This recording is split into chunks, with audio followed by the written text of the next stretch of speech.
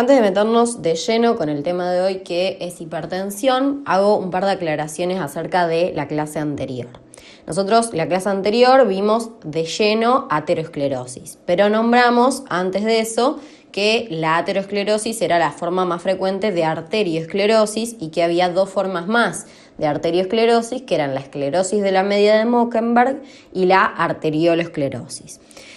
En lo que respecta a la esclerosis de la media de Mockenberg, es solo eso lo que ustedes tienen que saber, que se trata de un depósito de cristales de calcio a nivel de la túnica media de los vasos, por lo general de mediano calibre, que no afecta el diámetro, por ende no va a producir isquemia de los órganos que irrigue, sino que lo que hace es producir un endurecimiento del vaso, por eso se denomina esclerosis justamente, que genera una disminución de la elasticidad de ese vaso y que por ende ese vaso pierde en gran parte la capacidad de regulación del flujo y puede llevar a un aumento de la tensión arterial. Por otro lado, la arteriolosclerosis sí la vamos a ver en mayor profundidad ahora con hipertensión arterial, que es precisamente la causa más frecuente de arteriolosclerosis. Ahora sí, pasando a lo que es el tema de hoy, que es hipertensión arterial, vamos a definirla. La hipertensión arterial es una enfermedad de etiología multifactorial que se define como la elevación persistente de la tensión arterial a lo largo del tiempo. Los valores de corte para definir la hipertensión arterial varían dependiendo del método diagnóstico.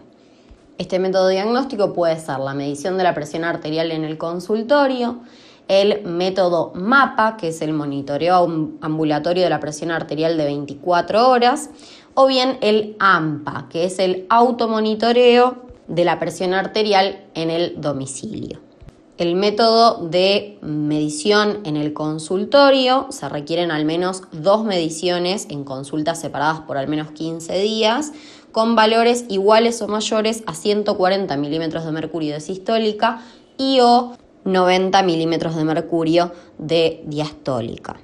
En el caso del método MAPA, se realiza una medición de la tensión arterial de forma continua durante 24 horas y por ende se crea un promedio de las tensiones arteriales que se tienen a lo largo del día.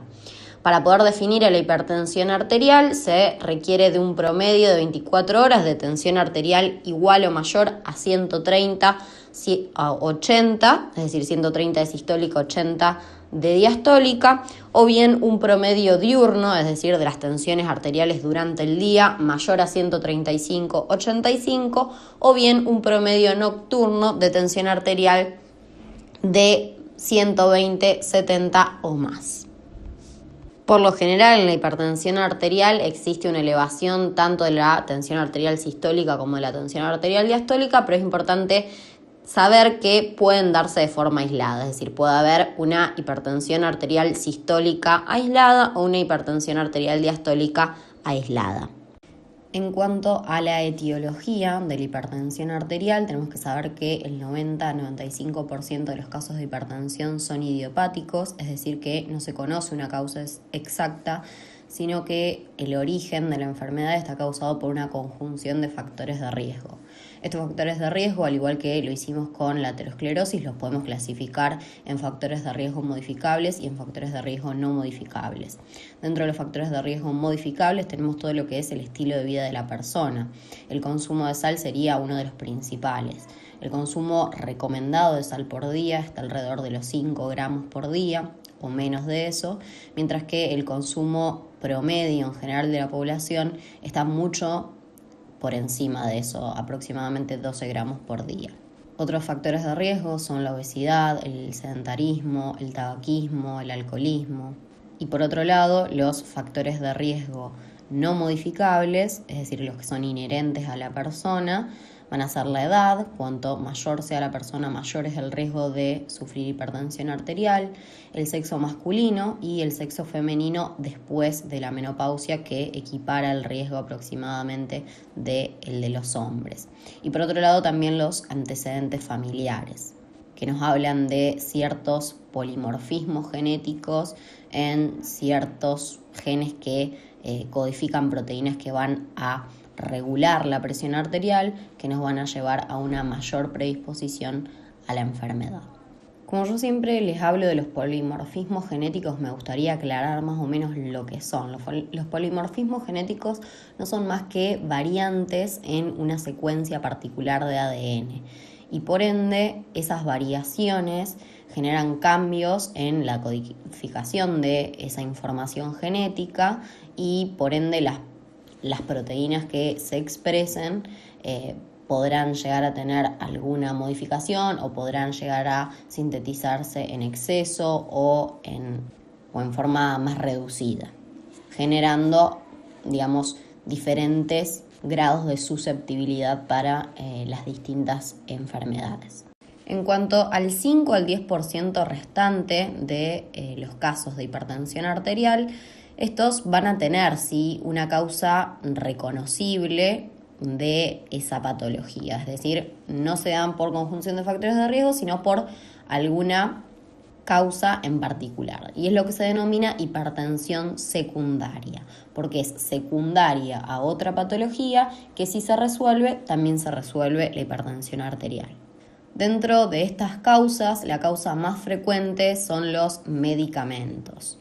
Entonces, siempre en una anamnesis hay que preguntar sobre la medicación que toma el paciente, porque puede que sea esa medicación la causa de la hipertensión arterial. Medicamentos como los antiinflamatorios no esteroideos son una de las principales causas de hipertensión arterial en la población y son de los medicamentos más usados por ser de venta libre. Y otra de las causas bien relacionada, con lo farmacológico son las drogas ilegales. Algunas de ellas como la cocaína o las anfetaminas, que lo que hacen es potenciar todos los efectos adrenérgicos y por ende generar hipertensión arterial. Otra causa de hipertensión arterial secundaria es la enfermedad renal vascular, es decir, toda enfermedad que afecte a la arteria renal que perfunde ese riñón. La principal, obviamente, en las personas de mayor edad es la aterosclerosis. La placa de ateroma genera una disminución de la luz y por ende genera isquemia de ese riñón. La isquemia del riñón se interpreta justamente como una disminución de la volemia o una disminución de la tensión arterial y por ende se activa el sistema renina-angiotensina-aldosterona. Como consecuencia de esto, aumenta las concentraciones de angiotensina 2 con sus efectos vasoconstrictores y de aldosterona con su efecto de aumento de la reabsorción de sodio y agua a nivel renal, con la sobrecarga de líquido y el efecto que eso tiene sobre la tensión arterial. Otra enfermedad vascular renal que se produce en mujeres jóvenes es la displasia fibromuscular de las arterias. En este caso hay una alteración en la capa media de la arteria que genera también una disminución del diámetro de la luz y por ende genera isquemia del riñón y la activación consecuente del sistema renina-angiotensina-aldosterona con los mismos efectos. Otras causas pueden originarse a nivel de las glándulas suprarrenales, tanto a nivel de la corteza como a nivel de la médula.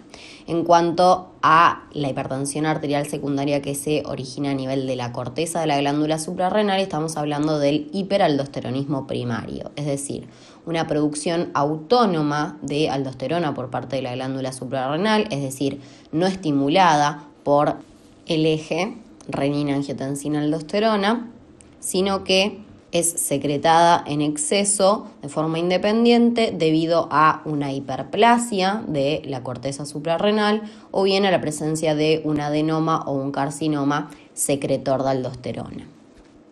Este aumento en la secreción de aldosterona va a generar obviamente un aumento de la reabsorción de sodio y de agua, lo cual es lo que lleva a la hipertensión arterial por sobrecarga de volumen y también va a llevar a una mayor pérdida de potasio, por ende puede generar hipopotasemia y a una pérdida de hidrogeniones, por ende puede llevar a una alcalosis metabólica.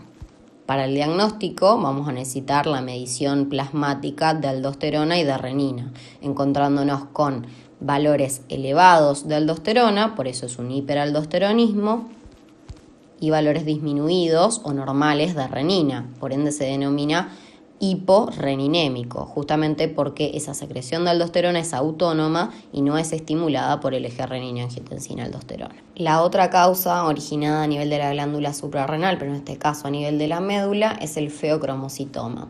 El feocromocitoma es un tumor de células cromafines que secreta catecolaminas. Al secretar catecolaminas, obviamente genera todas las acciones de la misma, dando lugar a la hipertensión arterial, dando lugar a taquicardia, dolor de cabeza intenso, palpitaciones, pueden tener náuseas y vómitos, dolor epigástrico, alteraciones visuales también, todo como consecuencia de la hipertensión arterial, estreñimiento como consecuencia de el predominio del sistema simpático sobre el parasimpático. En conclusión, todo lo que ustedes saben que genera el sistema simpático es lo que va a generar este tumor. Una causa que genera hipertensión frecuente en los niños, en realidad no tan frecuente, es la coartación de aorta. Esta enfermedad está dentro del grupo de las cardiopatías congénitas y se trata de una estenosis, es decir, una disminución del diámetro de la luz aórtica que provoca hipertensión a nivel de los miembros superiores e hipotensión a nivel de los miembros inferiores, porque esa estrechez genera que todo lo que sea superior pueda irrigarse bien y genere un aumento de la tensión arterial al encontrarse esta obstrucción distal, y a nivel de los miembros inferiores o a nivel de distintos órganos a nivel abdominal, dependiendo hasta a qué nivel se encuentre, esta estenosis, vamos a tener signos de isquemia como las extremidades frías, cansancio, parestesias, dolor. Y por otro lado, como consecuencia de la hipertensión en sí misma, puede llegar a presentar cefalea, dolor torácico. Esta patología nos marca la importancia de siempre medir la tensión arterial no solo en el brazo, sino que también en los miembros inferiores, sobre todo en los niños. Otra causa de hipertensión arterial es el síndrome de Cushing. Este síndrome está causado por una elevación de las concentraciones sanguíneas de corticoides o cortisol a lo largo del tiempo, que se manifiestan además de por la hipertensión arterial, que es generada más que nada por los efectos mineralocorticoides que tienen también los corticoides, es decir, todos aquellos efectos similares a los de la aldosterona, por un aspecto físico muy marcado. Las personas con síndrome de Cushing tienen la llamada jiba de búfalo, es decir, un aumento de la grasa a nivel de los trapecios. Esa acumulación de grasa también se ve a nivel de la cara, generando la cara de luna llena, y a nivel abdominal, en donde también pueden aparecer estrías. Y por otro lado tienen una lipoatrofia a nivel de los miembros inferiores. Este síndrome puede tratarse de una enfermedad, que es cuando ese aumento del cortisol es causado por una excesiva secreción de la adrenocorticotrofina, que es generalmente a causa de un adenoma hipofisario, productor de adrenocorticotrofina, mientras que en otros casos y con mayor frecuencia se produce de forma iatrogénica, es decir, causada por un profesional de la medicina, en los tratamientos crónicos con corticoides. Y la última causa de la cual les voy a hablar es la enfermedad renal parenquimatosa, es decir, cualquier enfermedad renal crónica puede ser la causa de la hipertensión arterial. ¿Por qué? Porque una disminución de la función renal conlleva una disminución en la producción de orina, una disminución en la excreción de sodio y la consecuente retención de líquido, retención de agua, generando una sobrecarga de volumen que genera la hipertensión arterial. Pueden seguir leyendo, van a encontrar muchas más causas de hipertensión arterial secundaria, pero bueno, el objetivo es que conozcan algunos ejemplos para poder enumerar, digamos. Respecto de la fisiopatología y la hipertensión arterial, está bueno pensarlo a partir de los determinantes de la tensión arterial. Sabemos que la tensión arterial se genera a partir del producto de la resistencia periférica total y el volumen minuto cardíaco o gasto cardíaco. A su vez sabemos que la resistencia periférica total está determinada por la función vascular y la estructura vascular, teniendo en cuenta que la función vascular es el grado de vasodilatación o vasoconstricción de los vasos. Obviamente la vasoconstricción aumentará la resistencia y la vasodilatación la disminuirá. Por otro lado, la estructura vascular hace referencia a la composición del vaso. Vimos algunas de las patologías que pueden llegar a disminuir la luz del vaso, como lo son la arterioesclerosis, ¿sí? Por otro lado, el volumen minuto cardíaco o gasto cardíaco va a estar determinado por la frecuencia cardíaca y el volumen sistólico. Y este último, a su vez, está determinado por la contractilidad cardíaca y por el retorno venoso. Ahora bien, vamos a ir viendo cada una de las cosas que van a modificar a la resistencia periférica total y al volumen minuto cardíaco, que pueden generar un aumento de la tensión arterial. En cuanto a la función vascular, dentro de los determinantes de la resistencia periférica total, vamos a tener al sistema simpático y al sistema renina-angiotensina-aldosterona principalmente. El sistema simpático con la liberación de catecolaminas, es decir, noradrenalina y adrenalina principalmente, va a generar un aumento de la resistencia periférica total al generar vasoconstricción. Mientras que el sistema renina-angiotensina-aldosterona, por medio de la acción de la angiotensina 2, también va a generar vasoconstricción arterial. Ahora bien, ¿qué es lo que puede generar un aumento de la acción de estos sistemas?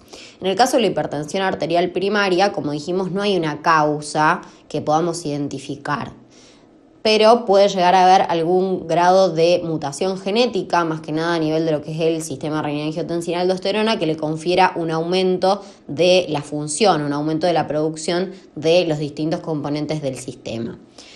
Por otro lado, sabemos que este sistema se va a activar en general por una disminución del flujo renal. Esa disminución del flujo renal puede estar causada por una enfermedad vascular renal, que es alguna de las causas de lo que es la hipertensión arterial secundaria. Esta disminución del flujo renal puede estar dado, por ejemplo, por la aterosclerosis de las arterias renales, o bien puede estar dado por la displasia fibromuscular, que es más frecuente en mujeres de edad joven. En cuanto al sistema simpático y la liberación de catecolaminas, esta puede estar inducida por drogas como la cocaína, las anfetaminas, también por el tabaco, o bien también por un tumor que es el feocromocitoma, que es un tumor a nivel de la glándula adrenal, de la médula adrenal, que genera un aumento de la producción de catecolaminas por parte de esta glándula. Lo que tienen en común todas estas causas es que generan un aumento de la vasoconstricción y por ende un aumento de la resistencia periférica total.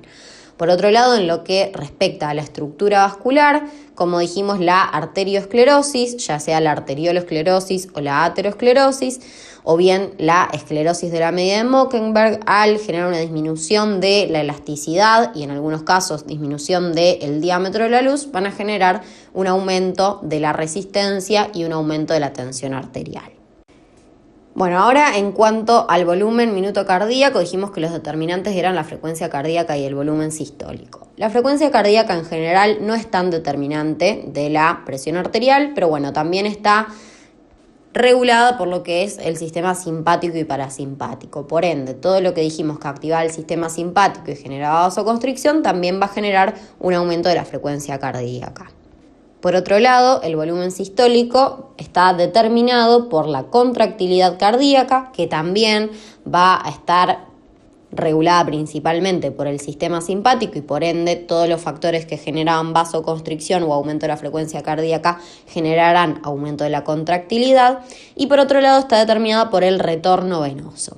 El retorno venoso va a depender a su vez principalmente de la volemia. Y esta va a depender de la homeostasia del sodio y el agua a nivel corporal. A su vez, la homeostasia del agua y del sodio está principalmente determinada por el sistema renina-angiotensina-aldosterona y la hormona antidiurética. El sistema renina-angiotensina-aldosterona lo que genera es un aumento de la reabsorción renal de sodio y agua y también va a generar este aumento de la reabsorción a otros niveles, pero que no son tan determinantes, como por ejemplo las glándulas salivales o las glándulas sudoríparas. Este aumento de la reabsorción de sodio y agua va a generar obviamente un aumento de la volemia y por ende un aumento del retorno venoso y un aumento del volumen sistólico y por ende un aumento del volumen minuto cardíaco y por ende un aumento de la tensión arterial. Esto sería una hipertensión arterial volumen dependiente. Por otro lado, la hormona antidiurética, que es una hormona producida por el hipotálamo y liberada por la hipófisis, va a generar un aumento de la reabsorción del agua a nivel del túbulo colector renal, generando por ende una retención de líquido, una disminución de la diuresis y por ende un aumento de la volemia. A modo de resumen, podríamos decir que la hipertensión arterial es un fenómeno que se produce como consecuencia de la desregulación de los sistemas que intentan mantener la tensión arterial dentro de los límites de la placa homeostática. Dicho de otra forma, la hipertensión arterial va a estar causada por un aumento de la función del sistema renina-angiotensina-aldosterona o de alguno de sus componentes en forma independiente, o bien por un aumento de la actividad del sistema simpático, o bien de la liberación de catecolaminas por parte de la glándula adrenal, o bien por un aumento de la secreción de hormona antidiurética, lo cual sería mucho menos frecuente. Bueno, ahora vamos a hablar sobre el efecto que tiene la hipertensión arterial sobre los vasos, es decir, vamos a hablar de la patología vascular hipertensiva, que ya la estuvimos viendo en realidad cuando vimos arteriosclerosis, ¿sí? Pero está bueno que repasemos y que lo podamos integrar al tema hipertensión. La hipertensión arterial genera a nivel de las arterias de mediano y gran calibre, es decir, las arterias elásticas y musculares, una aceleración del proceso de aterosclerosis. Tal y como vimos la aterosclerosis, la pueden describir en esta ocasión. Y por otro lado, a nivel de las arterias pequeñas y de las arteriolas, genera la arterioloesclerosis. Si hablamos de lo que es la hipertensión mal llamada benigna, la arteriolosclerosis que vamos a encontrar es la arteriolosclerosis hialina. La arteriolosclerosis hialina se caracteriza por un engrosamiento hialino, que quiere decir homogéneo y rosado, de la íntima asociado a estenosis luminal, es decir, asociado a una disminución del diámetro de la luz. ¿Por qué es causada esta arteriolosclerosis hialina en la hipertensión? La hipertensión lo que hace es dañar células endoteliales, generar un aumento del distanciamiento entre ellas y en estos espacios que se generan se van a ir acumulando proteínas plasmáticas, es decir, proteínas que circulan normalmente en la sangre. Y además, como vimos en la respuesta prototípica de la pared arterial a la lesión, encontramos migración de células musculares lisas de la media hacia la íntima y producción por parte de estas de matriz extracelular, todo lo cual contribuye a la estenosis de la arteriola.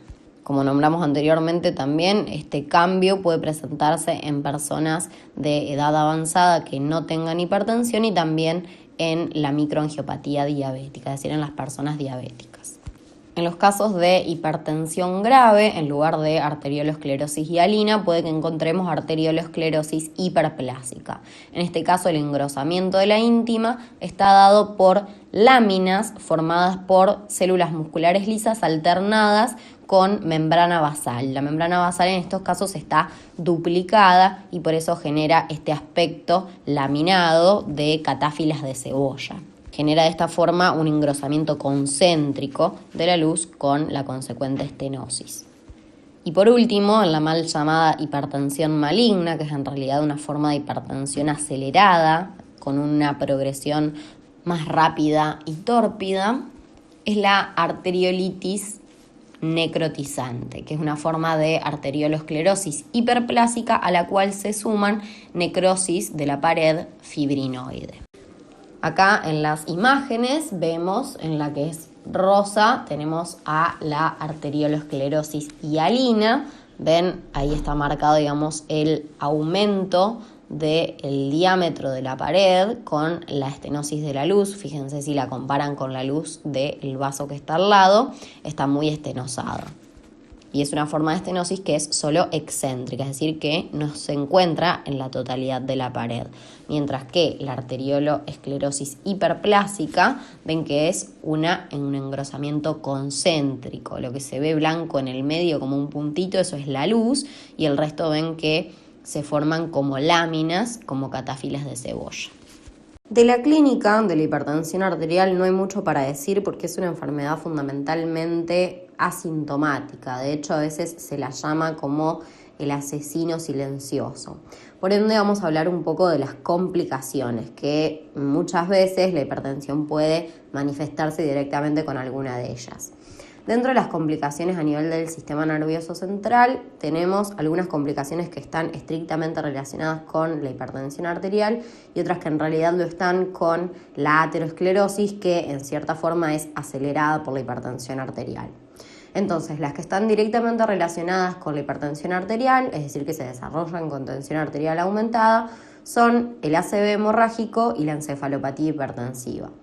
Dentro de ACV hemorrágico podemos hablar de hemorragia intraparenquimatosa y de hemorragia subaracnoidea. La hemorragia intraparenquimatosa es la que se produce por la ruptura de un aneurisma de Charcot. El aneurisma de Charcot es una dilatación patológica del vaso sanguíneo, en este caso de alguna arteria cerebral, que es producido justamente por la hipertensión arterial.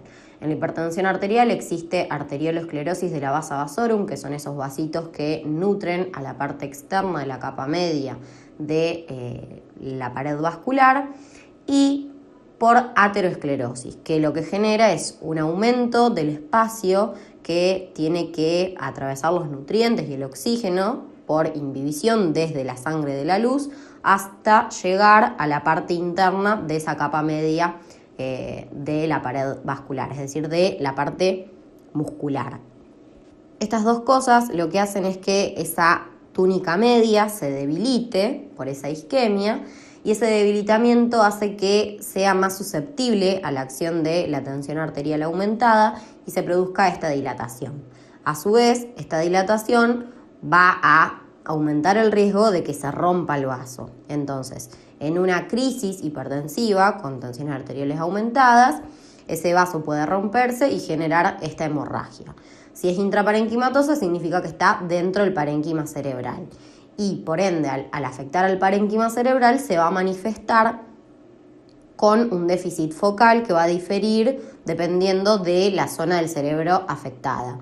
Como ejemplos de déficit focal, ya habíamos hablado de una hemiparesia, una hemihipoestesia, alguna alteración en el habla, alguna alteración en la visión, ¿sí? Mientras que la hemorragia subaracnoidea se produce por la ruptura de estos aneurismas de la misma etiología, pero a nivel de las membranas meningias, ¿sí? Entonces se genera una hemorragia subaracnoidea. Se vuelca sangre a este nivel y se irritan las membranas meningias, y por eso puede dar una clínica de síndrome meningio. Previo al desencadenamiento de la hemorragia, el paciente suele presentar una cefalea centinela muy intensa, que se dice que es la cefalea peor de su vida, que se acompaña de esta rigidez de nuca, que por eso se compara, digamos, con el síndrome meningio, y que suele llevar a una alteración del nivel de conciencia del sujeto. Por otro lado, la otra complicación a nivel del sistema nervioso central que está estrechamente relacionada con la hipertensión arterial, y de hecho es una emergencia hipertensiva, es la encefalopatía hipertensiva.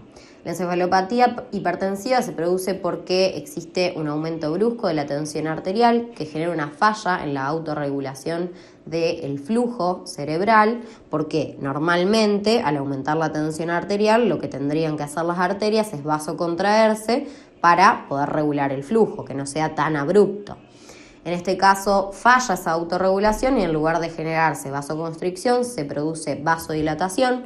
Ese aumento del flujo se transmite a nivel capilar, aumenta la presión hidrostática y se genera filtración del plasma con formación de un trasudado que termina por generar el edema cerebral con el compromiso global de la conciencia. Pueden manifestarse a través de convulsiones o bien una alteración del nivel de conciencia como somnolencia o incluso coma. Por otro lado, las complicaciones a nivel del sistema nervioso central que están en realidad más relacionadas con la aterosclerosis acelerada por la hipertensión arterial son el accidente cerebrovascular isquémico y la demencia vascular. El accidente cerebrovascular isquémico, al igual que la hemorragia intraparenquimatosa, se va a presentar con un déficit focal, pero en este caso se produce por la obstrucción repentina de un vaso por un accidente de una placa aterosclerótica, por lo general por una trombosis agregada. Por otro lado, la demencia vascular es algo que se genera, digamos, de forma tardía. A lo largo de los años se generan como micro ACVs con pérdida neuronal que termina por generar una demencia, que por eso se denomina vascular, con pérdida de memoria, alteraciones de la personalidad, el comportamiento, etc. Por otro lado, las complicaciones a nivel cardíaco pueden resumirse en insuficiencia cardíaca y síndromes coronarios agudos o crónicos, como lo es la angina de pecho estable. En este caso también tenemos complicaciones que son más relacionadas con la aterosclerosis acelerada por la hipertensión y las que son directamente causadas por la hipertensión arterial. En el caso de la insuficiencia cardíaca, en un inicio, la insuficiencia cardíaca causada por la hipertensión arterial es de tipo diastólica. Es decir, que lo que se afecta es la distensibilidad o la relajación del corazón y su llenado. ¿Por qué sucede esto? Porque en la hipertensión arterial, la aorta presenta una resistencia aumentada que hace que se exija al corazón una mayor fuerza de contracción para poder vencer justamente esa resistencia. ¿Qué forma de adaptación tiene el corazón? Se hipertrofia, o sea, aumenta su masa muscular para poder aumentar su contractilidad y poder superar esa resistencia ofrecida por la aorta. De esta forma, al aumentar el espesor de la pared ventricular, se genera una disminución de su capacidad de relajación y distensibilidad y se compromete el llenado del corazón durante la diástole. Por otro lado, cuando este corazón hipertrofiado empieza a sufrir isquemia, porque recordemos que la hipertensión lleva a una vasculopatía, que es la arteriosclerosis, va a generarse isquemia de ese corazón, se van a ir muriendo algunas células, van a ir siendo reemplazadas por fibrosis y ese corazón va a ir perdiendo la capacidad contráctil y de esta forma se va a ir afectando la sístole. Y ahí es cuando ya se desarrolla una insuficiencia cardíaca de tipo sistólica. A su vez, la insuficiencia cardíaca puede ser crónica o bien puede ser aguda. Por lo general, la hipertensión genera una insuficiencia cardíaca crónica, de la forma que les conté recién, pero que puede agudizarse o descompensarse en el contexto de una crisis hipertensiva, es decir, cuando la tensión arterial se eleva por encima de 180 milímetros de presión arterial sistólica y o 120 milímetros de mercurio de presión arterial diastólica. De esta forma se genera una incapacidad aguda del corazón de poder expulsar la sangre hacia la aorta y hacia todos los tejidos y empieza a acumularse, a aumentar las presiones hacia atrás, es decir, hacia la aurícula izquierda y desde la aurícula izquierda transmitido hacia las venas pulmonares, generando un edema de pulmón agudo. ¿Por qué? Porque ese aumento de la presión a nivel de las venas pulmonares termina por generar un aumento de la filtración de plasma hacia el parénquima pulmonar, generando este edema que de forma aguda se denomina que es en marea ascendente, ¿sí? Y se ausculta, digamos, clínicamente como rales crepitantes, los mismos que escuchan en la neumonía, por la presencia de líquido dentro de los alvéolos. Y se denominan en marea ascendente porque ocupan ambos pulmones, por eso son bibasales, y van ascendiendo hacia los vértices. Y el paciente se encuentra muy disneico y con un compromiso general bastante grave. Por otro lado, tenemos al síndrome coronario agudo, que también se trata de una emergencia hipertensiva en ciertas ocasiones, pero se produce también como una complicación de la aterosclerosis. Existe una isquemia aguda que puede generar un infarto agudo de miocardio o bien una angina inestable, que es la generación de ese dolor típico durante el reposo o haciendo alguna actividad que antes no se lo generaba. En contrapartida con la angina de pecho estable, que es ese dolor típico que se produce siempre frente a un mismo esfuerzo, que la persona puede predecirlo, digamos, y que se dé de forma rápida, por lo general no dura más de 10 minutos. En cuanto a complicaciones a nivel de la aorta, nosotros ya nombramos la presencia de aneurismas a nivel cerebral. Estos aneurismas pueden producirse a nivel de cualquier arteria y esto incluye la arteria aorta. Entonces estos aneurismas eran esas dilataciones patológicas que tienen la misma etiopatogenia, digamos, el mismo mecanismo de producción que, como lo explicamos, a nivel cerebral, y que el riesgo que tienen es que se rompan y eso implicaría una hemorragia masiva que termine con la vida de la persona. Este riesgo de rotura es mayor cuanto mayor es el diámetro del aneurisma. Por lo general es cuando el diámetro es mayor a 6 centímetros, el riesgo de rotura es del 25%. Y eso es lo que define y determina qué tipo de tratamiento se va a hacer. Otra de las complicaciones a nivel aórtico que también puede aparecer en cualquier otra arteria es la disección. También sobre una pared debilitada por las mismas causas, por esa isquemia causada por la arteriolosclerosis de la vasa vasorum o bien por la misma aterosclerosis, se genera un desgarro en la íntima, ¿sí? Que es la etiología de ese desgarro, en realidad no se conoce de forma cierta. Se produce ese desgarro a nivel de la íntima, la sangre ingresa y empieza a disecar, es decir, a separar los planos de la media y empieza a progresar entre la pared arterial, o sea, en el medio de la pared arterial, y se genera esa falsa luz. De esta forma, la sangre, en lugar de ir por la luz verdadera a irrigar a los órganos, va por esa luz generando isquemia del tejido o el órgano y con el peligro de que se produzca un desgarro del resto de la media y de la adventicia y la sangre salga por fuera del vaso, en este caso sea una hemorragia extraaórtica, o bien que se desgarre nuevamente la íntima por debajo del desgarro primario y la sangre que pasó entre medio del vaso vuelva a la luz verdadera, y eso sería, digamos, la evolución más favorable porque no tendría ninguna repercusión clínica. Esta también es una emergencia hipertensiva, o sea, se desarrolla por lo general con tensiones arteriales muy elevadas. Por último, a nivel renal, la hipertensión arterial genera lo que se denomina nefroangiosclerosis, que no es más que la arteriolosclerosis del glomérulo, o sea, de las arteriolas que forman al glomérulo renal, a los glomérulos. Esto genera isquemia del parénquima renal con la consiguiente atrofia y fibrosis y obviamente la disminución de la función renal.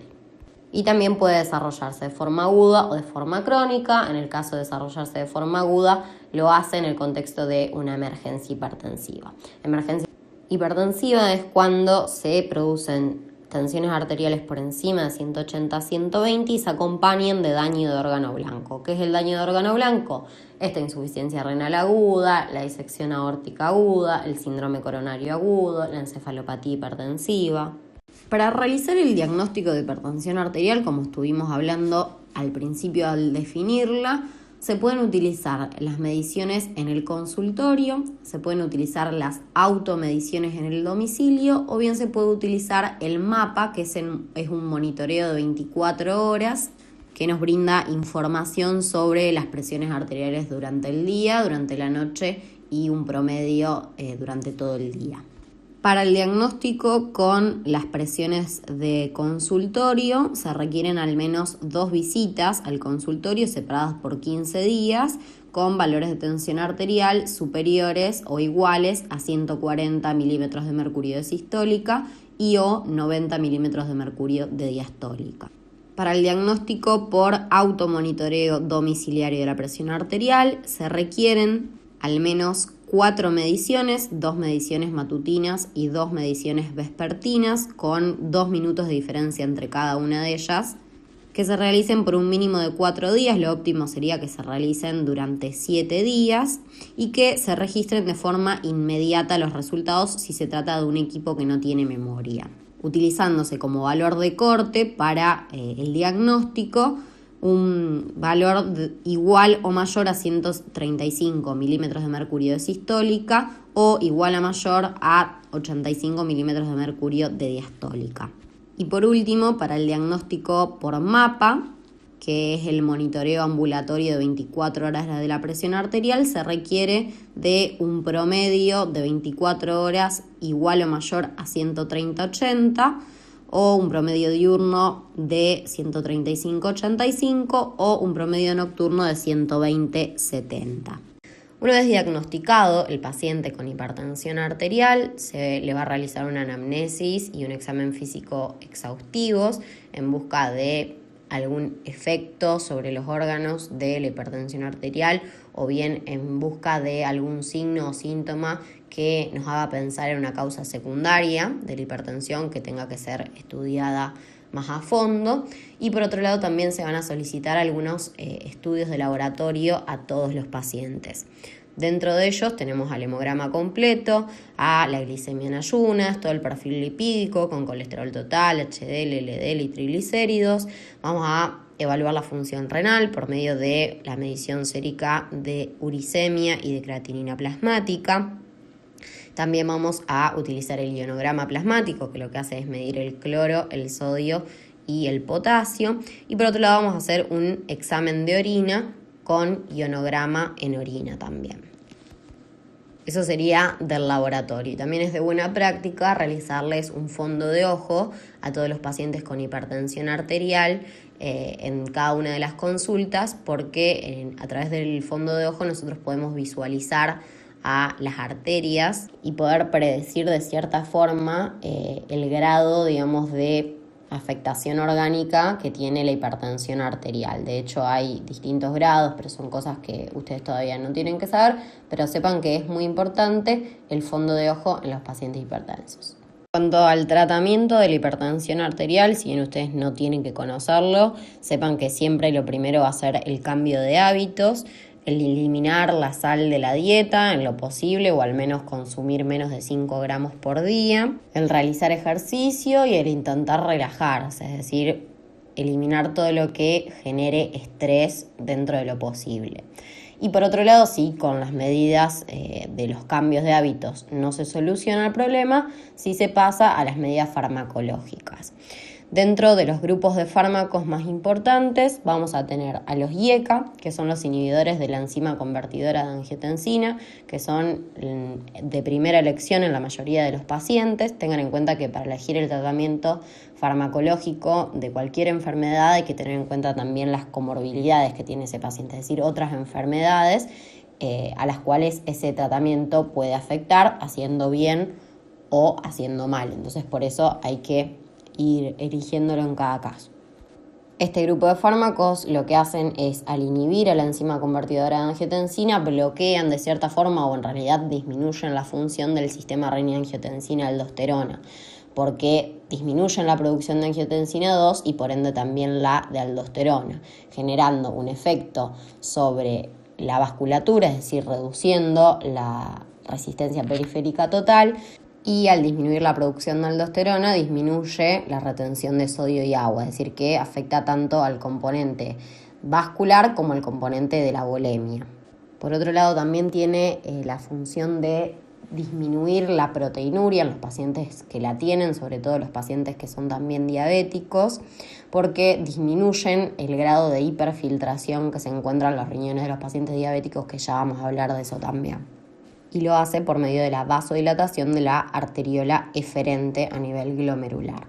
Y otro efecto beneficioso que también tiene este grupo de fármacos es que disminuye el nivel de hipertrofia cardíaca, por eso también es muy positivo, digamos, y reduce mucho la mortalidad. Otro grupo de fármacos que es alternativo a los IECA son los ARA2. Los ARA2 son los antagonistas de los receptores de angiotensina 2, que tienen los mismos efectos que los IECA, con la diferencia de que no producen el efecto adverso más frecuente de los IECA, que es la tos y el angioedema. Estas dos cosas se producen por aumento de la liberación de bradicinina que hay con los IECA, que con los ARA2 no se produce. precisamente porque la enzima convertidora de angiotensina lo que hace es degradar a la bradicinina y por ende nosotros al inhibirla con esos fármacos hacemos que esa bradicinina no se degrade y por ende aumentan sus concentraciones y pueda generar esos efectos.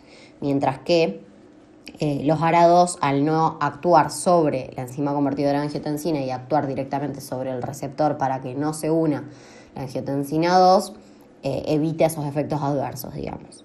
Y por último, el otro fármaco que actúa sobre el sistema renina-angiotensina-aldosterona son los bloqueadores del receptor de aldosterona, que justamente al bloquear los efectos de la aldosterona a nivel renal generan diuresis, porque inhiben la reabsorción de sodio y agua. Entonces se trata de un diurético, pero a diferencia de los otros diuréticos, este es un diurético ahorrador de potasio, porque justamente la aldosterona estimulaba la secreción de potasio, en este caso al bloquearla generamos que el potasio se retenga.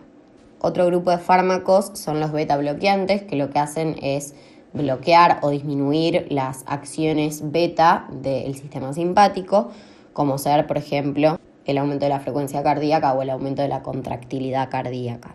Otro grupo de fármacos son los diuréticos, que son perdedores de potasio. Dentro de los diuréticos perdedores de potasio tenemos a las tiazidas y a los diuréticos de asa. Las tiazidas inhiben la reabsorción de cloruro de sodio a nivel del túbulo distal, mientras que los diuréticos de asa inhiben la reabsorción de sodio a nivel del asa de Henle. Y ambos generan la pérdida de potasio en la orina. Y por último, otro de los grupos farmacológicos para tratar la hipertensión arterial son los bloqueantes de los canales de calcio. Al bloquear el ingreso de calcio dentro de la célula, va a bloquear lo que es la vasoconstricción, o sea, va a disminuir la resistencia periférica y además también puede llegar a tener efectos a nivel de la contractilidad cardíaca.